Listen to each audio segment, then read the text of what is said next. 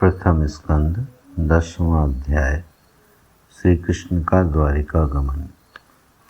सौनक जी ने पूछा, धार्मिक शिरोमणि महाराज युधिष्ठिर ने अपनी पैतृक संपत्ति को हड़प जाने के इच्छुक आतताइयों का नाश करके अपने भाइयों के साथ किस प्रकार राज्य शासन किया और कौन कौन से काम किए, क्योंकि भोगों में तो उनकी प्रवृत्ति थी ही नहीं।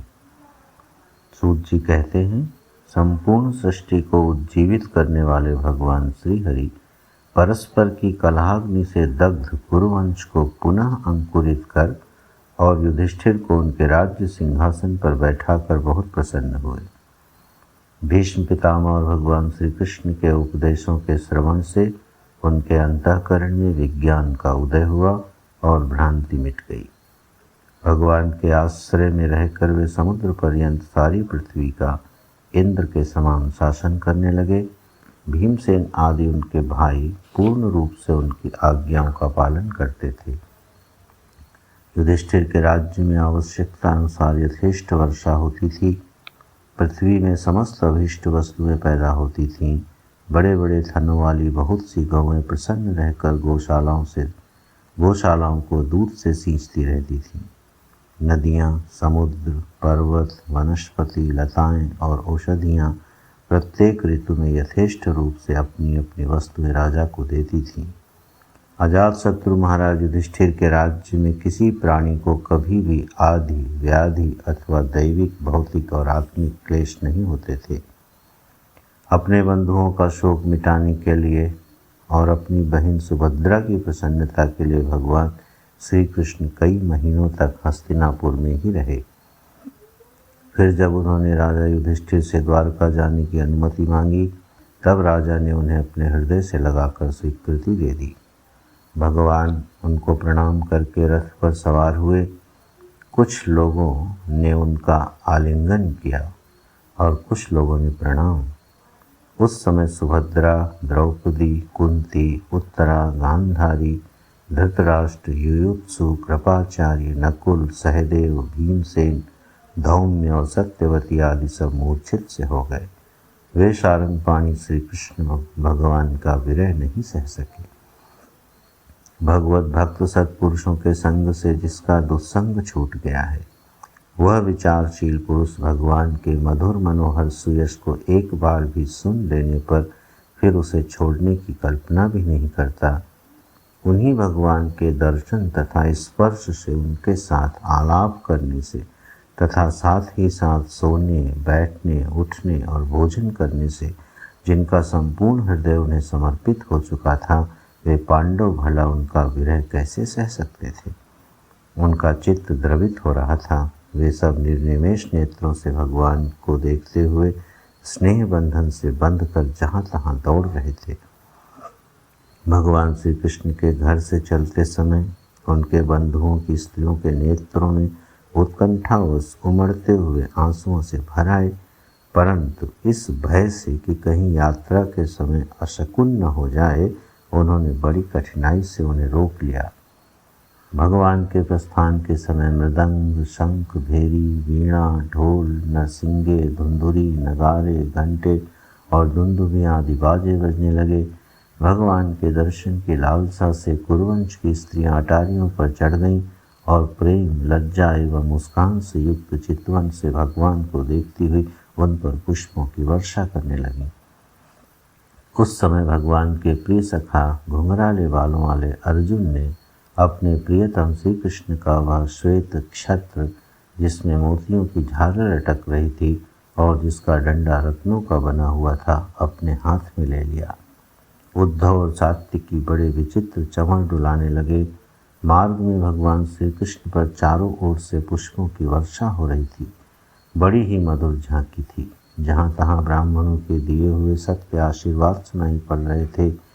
वे सगुण भगवान के तो अनुरूप ही थे, क्योंकि उनमें सब कुछ है, परंतु निर्गुण के अनुरूप नहीं थे, क्योंकि उनमें कोई प्राकृत गुण नहीं है। हस्तिनापुर की कुलीन रमणियाँ, जिनका चित्त भगवान श्री कृष्ण में रम गया था, आपस में ऐसी बातें कर रही थीं जो सबके कान और मन को आकृष्ट कर रही थीं। वे आपस में कह रही थी, सखियों, ये वे ही सनातन परम पुरुष हैं जो प्रलय के समय भी अपने अद्वितीय निर्विशेष स्वरूप में ही स्थित रहते हैं। उस समय सृष्टि के मूल ये तीनों गुण भी नहीं रहते। जगदात्मा ईश्वर में जीव भी लीन हो जाते हैं और महत्तत्व आदि समस्त शक्तियाँ अपने कारण अव्यक्त में सो जाती हैं।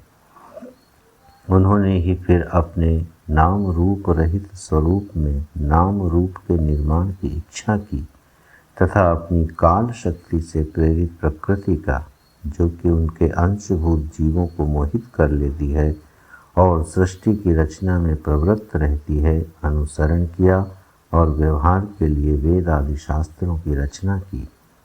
इस जगत में जिसके स्वरूप का साक्षात्कार जितेंद्रिय योगी अपने प्राणों को वश में करके भक्ति से प्रफुल्लित निर्मल हृदय से किया करते हैं, ये श्री कृष्ण वही साक्षात परब्रह्म हैं।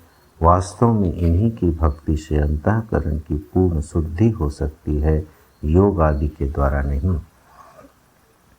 सखी, वास्तव में ये वही हैं जिनकी सुंदर लीलाओं का गायन वेदों में और दूसरे गोपनीय शास्त्रों में व्यास आदि रहस्यवादी ऋषियों ने किया है, जो एक अद्वितीय ईश्वर हैं और अपनी लीला से जगत की सृष्टि पालन तथा संहार करते हैं, परंतु उनमें आसक्त नहीं होते। जब तामसी बुद्धि वाले राजा अधर्म से अपना पेट पालने लगते हैं, तब ये ही सत्व गुण को स्वीकार कर ऐश्वर्य, सत्य, ऋत, दया और यश प्रकट करके और संसार के कल्याण के लिए युग युग में अनेकों अवतार धारण करते हैं। अहो, यह यदुवंश परम प्रशंसनीय है, क्योंकि लक्ष्मीपति पुरुषोत्तम श्री कृष्ण ने जन्म ग्रहण करके इस वंश को सम्मानित किया है। वह पवित्र मधुवन ब्रजमंडल भी अत्यंत धन्य है, जिसे इन्होंने अपने शैशव एवं किशोरावस्था में घूम फिर कर सुशोभित किया है। बड़े हर्ष की बात है कि द्वारका ने स्वर्ग के यश का तिरस्कार करके पृथ्वी के पवित्र यश को बढ़ाया है। क्यों न हो, वहीं की प्रजा अपने स्वामी भगवान श्री कृष्ण को जो बड़े प्रेम से मंद मंद मुस्कुराते हुए उन्हें कृपा दृष्टि से देखते हैं, निरंतर निहारती रहती हैं। सखी, जिनका इन्होंने पाणी ग्रहण किया है, उन स्त्रियों ने अवश्य ही व्रत, स्नान, हवन आदि के द्वारा इन परमात्मा की आराधना की होगी, क्योंकि वे बार बार इनकी उस मधुर सुधा का पान करती हैं, जिनके स्मरण मात्र से ही ब्रजबालाएं आनंद से मूर्छित हो जाया करती थीं।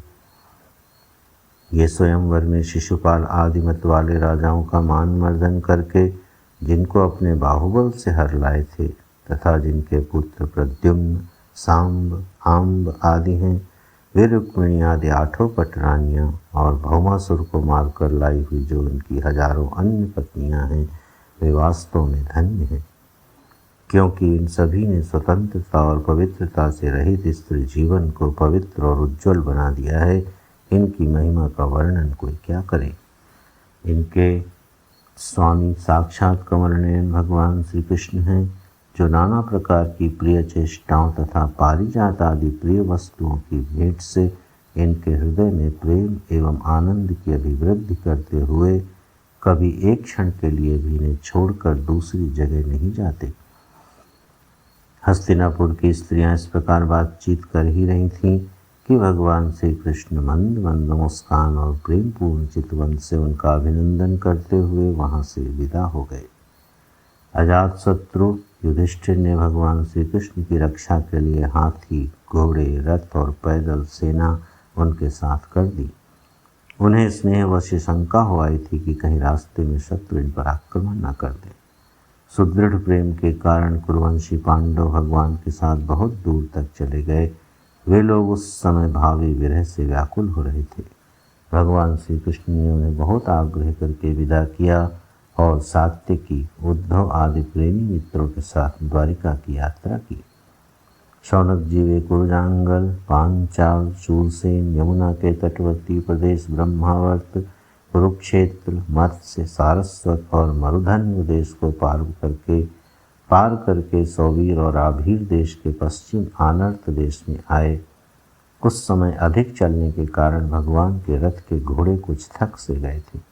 मार्ग में स्थान स्थान पर लोग उपहार आदि के द्वारा भगवान का सम्मान करते। सायंकाल होने पर वे रथ पर से भूमि पर उतर आते और जलाशय पर जाकर संध्या वंदन करते। यह उनकी नित्यचर्या थी। 10वां अध्याय समाप्त।